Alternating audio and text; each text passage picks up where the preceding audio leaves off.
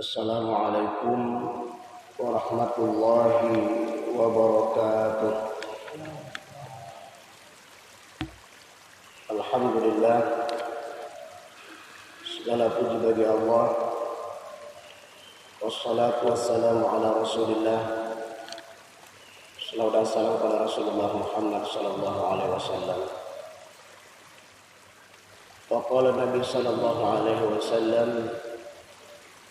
addibu auladikum wa ahsinu adabahum, rawahu Ibnu Majah. Judul nasihat kita pada subuh yang sangat mulia ini, 5 metode mendidik anak menjadi anak yang soleh dan solehah. Jamaah rahimakumullah, mari kita lihat sekilas 5 metode mendidik anak menjadi anak yang soleh dan solehah ini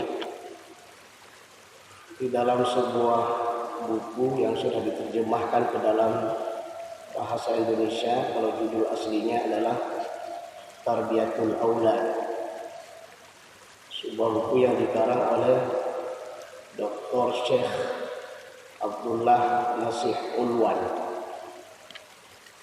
Beliau adalah seorang ulama, seorang da'i, seorang ahli fikih, ahli sejarah.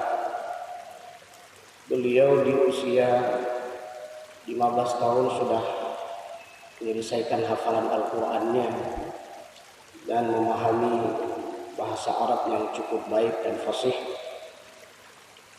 Beliau lahir di daerah Fadil Askar yang terletak di kota Halab, Suriah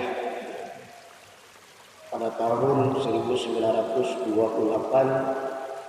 dan beliau wafat meninggal pada tanggal 29 Agustus tahun 1987. Berarti usia beliau lebih kurang 59 tahun. Dalam pandangan beliau, anak adalah merupakan anugerah Allah Subhanahu wa taala yang terindah bagi para orang tua. Anak adalah merupakan titipan. Berarti yang namanya titipan berarti harus dijaga, yang Allah titipkan kepada para orang tua. Banyak orang yang bercita-cita dan menginginkan agar lahir penghibur lara di kala duka dan menjadi penyemangat untuk bekerja anak-anak yang tumbuh dalam keluarga mereka. Tapi ada di antara mereka Allah tidak mengizinkan dan tidak memberikan anak kepada mereka. Namun ada di antara mereka juga yang Allah izinkan sehingga diberikan anak yang soleh dan soleh dalam keluarga mereka. Artinya apa? Anak ini adalah rezeki dari Allah Subhanahu wa taala. Maka oleh karena itu beliau juga melanjutkan bahwa kelahiran anak, kehadiran anak dalam keluarga kita, maka dia perlu dibimbing, perlu dididik, perlu diarahkan sehingga menjadi anak-anak yang mencintai Al-Quran, mencintai sunnah Rasulullah sallallahu alaihi wasallam.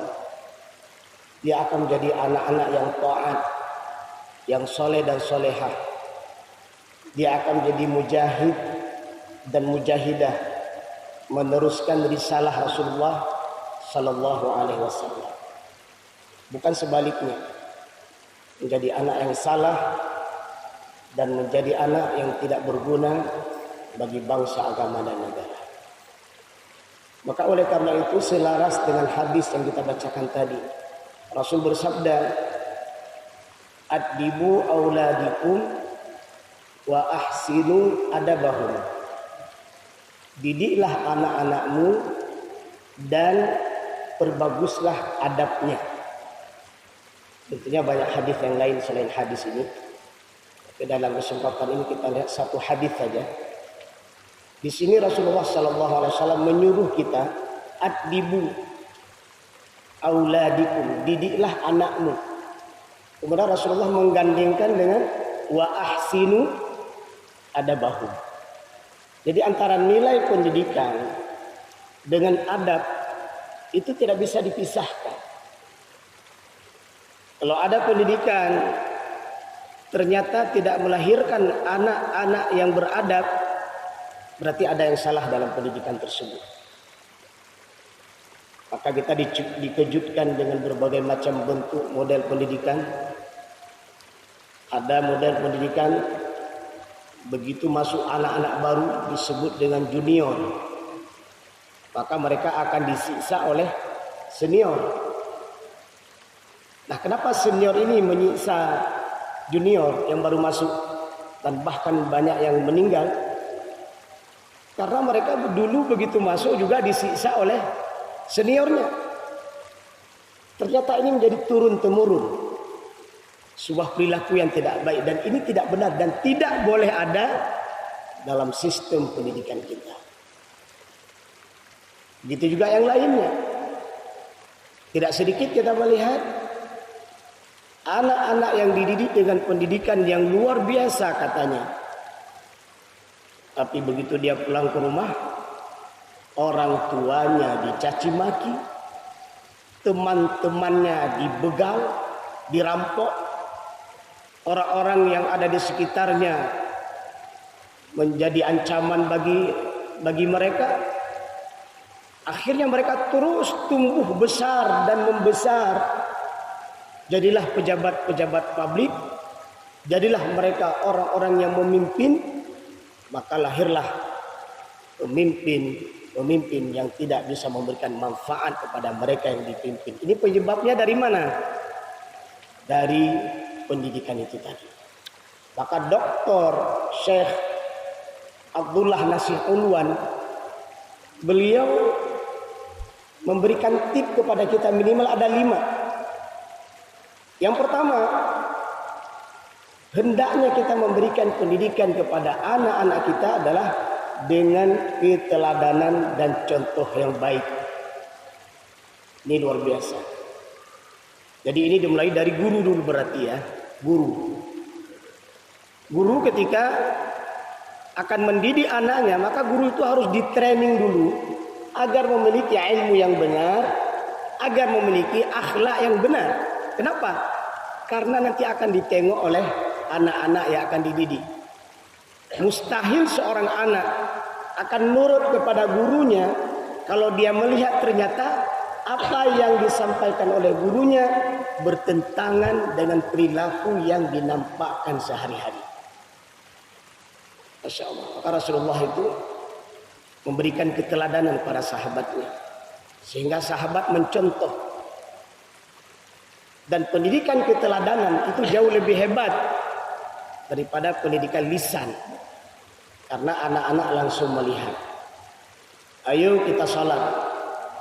Apa benar gurunya sholat? Ayo kita baca Quran. Apa benar anak melihat gurunya baca Quran? Ayo kita berzikir. Apa benar anak ketika melihat gurunya berzikir? Nah ini yang pertama menurut Dr. Syekh Abdullah Nasih Unwan, mendidik anak dengan keteladanan. Yang kedua, mendidik anak dengan pembiasaan yang baik. Masya Allah. Maka kalau anak bapak dan ibu masuk ke pesantren, masuk ke ma'had, itu kan luar biasa. Mereka dididik untuk membiasakan sholat 5 waktu berjamaah.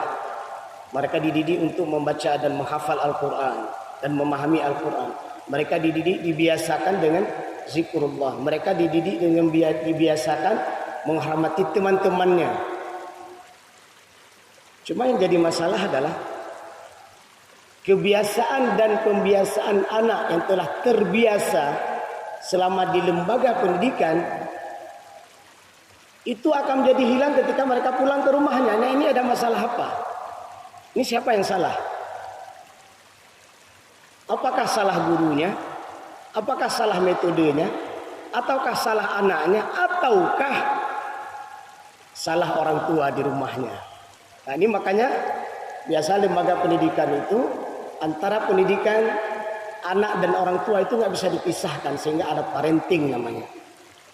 Jadi ternyata untuk melahirkan anak-anak terbiasa dengan kebaikan itu tidak cukup sebelum saat dia pulang ke rumah dia tengok orang tuanya juga terbiasa dengan kebaikan. Kenapa? Karena anak-anak masih belajar. Akhirnya dia hidup dalam bermasyarakat. Ya, kalau di ma'had, di pesantren, di lembaga pendidikan, jangan merokok. Begitu dilihat pemandangan dalam masyarakat, ternyata banyak sekali orang yang merokok. Nah ini juga satu masalah. Ternyata untuk mencetak kader anak terbiasa dengan kesolehannya, ternyata pemerintah juga harus ada perhatian mendidik masyarakat. Nah ini menjadi sebuah dilema. Jadi ternyata untuk mendidik anak yang soleh dan soleha, membiasakan mereka dengan kesolehan, ternyata banyak faktor yang akan mempengaruhinya. Belum lagi persoalan HP hari ini, ya, Android atau apapun lah namanya, sudah diberikan pendidikan yang luar biasa di lembaga pendidikan, sudah dia membaca ilmu yang luar biasa, dididik oleh gurunya atau bahkan dididik oleh orang tuanya. Ternyata ada satu benda kecil persegi 4, saya nggak tahu kalau ada persegi 3. Ternyata benda ini akan mendidik anak-anak kita, akan mengajarkan anak-anak kita di setiap tempat dia berada. Maka hati-hati. Anda punya anak, jangan begitu bebas memberikan alat ini kepada anak Anda.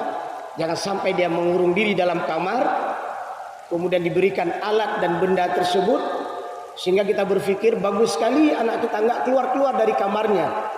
Ternyata dia lagi menikmati pendidikan dari HP Androidnya. Nah ini diawasi.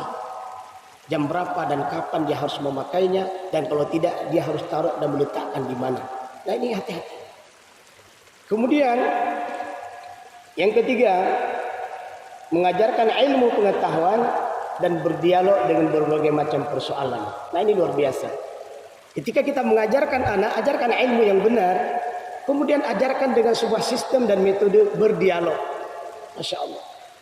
Begitu banyak persoalan-persoalan yang ada di benak anak-anak kita hari ini. Begitu banyak hal yang akan harus dia tanyakan. Maka salah satu metode yang diterapkan di sini adalah berdialog. Berarti bertanya dan menjawab. Nah persoalan kemudian, kalau kita tidak bisa menjawab, berarti kita akan cari jawabannya. Para guru nggak bisa menjawab, mencari jawabannya. Orang tua nggak bisa menjawab, mencari jawabannya, sekaligus menambah ilmu pengetahuan para guru dan orang tua. Nah ini sederhana biasa. Jadi mengajarkan dan memberikan sistem berdialog ini sangat menyenangkan. Dan kita berharap ketika memberikan jawaban, usahakan benar. Nah kalau tidak tahu, jangan malu untuk mengatakan saya tidak tahu. Kenapa? Ketika kita memberikan jawaban sesuatu yang tidak benar dan sok tahu, inilah musibah yang terbesar. Kemudian yang keempat, memberikan pengawasan dan nasihat. Anak yang kita didik menjadi anak yang soleh dan soleha perlu pengawasan di lembaga, di dalam rumah, di masyarakat, saat dia belajar, saat dia berteman dengan bergaul dengan temannya. Dan ini kita perlu pengawasan. Pengawasan plus nasihat. Kenapa? Karena dia masih butuh bimbingan dan pengawasan. Kita melihat bagaimana dengan pergaulan anak-anak yang bermasalah. Temannya bermasalah, lingkungannya bermasalah, bacaannya bermasalah, tontonannya bermasalah, bacaannya yang dibaca bermasalah. Kenapa? Tidak ada pengawasan yang mengawasinya dan tidak ada yang meluruskan, memberikan nasihat kepadanya. Dan yang terakhir adalah ada sistem hukuman dan sanksi. Nah ini yang perlu diingat, tentunya sanksi dan hukuman yang mendidik. Jangan sampai hukuman yang kita berikan itu justru memberikan masalah baru. Tidak boleh ada pemukulan, ya. Kemudian tidak boleh menendang atau tidak boleh mencaci maki, ya, dicaci maki sampai 7 keturunan. Nah, ini tidak boleh. Jadi ada sanksi-sanksi yang itu memberikan manfaat buat dia, tentunya dengan sanksi yang mengandung nilai pendidikan. Semoga nasihat singkat ini yang disampaikan oleh Dr. Syekh Abdullah Nasir Ulwan bisa kita terapkan dalam mendidik anak-anak yang soleh dan solehah dalam kehidupan kita, memberikan keteladanan dan contoh yang baik, berikan pendidikan pembiasaan yang baik, mengajarkan ilmu pengetahuan dan berdialog, berdiskusi dengan berbagai macam ilmu, memberikan pengawasan dan nasihat, dan memberikan sanksi atau hukuman dengan penuh nilai pendidikan dan adab. Alhamdulillahirabbil alamin. Subhanakallahumma wa bihamdik asyhadu an la ilaha illa anta astaghfiruka wa atubu ilaika. Assalamualaikum warahmatullahi wabarakatuh.